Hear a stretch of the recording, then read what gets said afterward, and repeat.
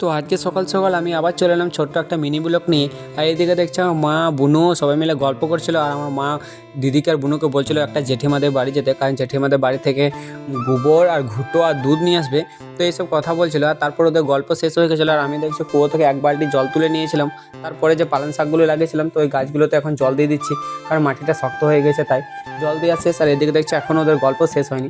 তো যাই হোক, গল্প টল্প শেষ হয়ে এখন আমি দিদি আর বুনু চলে যাচ্ছি ওই জেঠিমাদের বাড়ি। আর দুটো বালতি নিয়েছিলাম আর একটা বস্তা, যেহেতু ঘুঁটো আর গোবর নিয়ে আসবো তাই।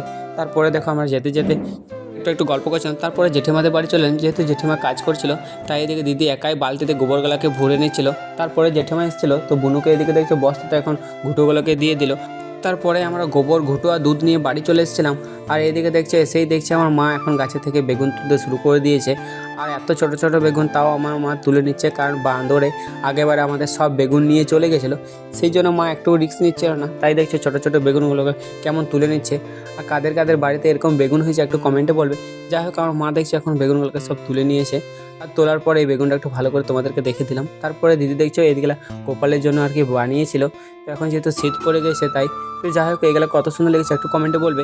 তারপরে দিদি দেখছো মুড়ি টুড়ি খেয়ে এখন এদিকে বানাচ্ছে থাল ঢাকা। তো আজকে ছিল এইটুকুই ভিডিও, কেমন লেগেছে কমেন্টে বলে। চলো বাই, টাটা বন্ধু।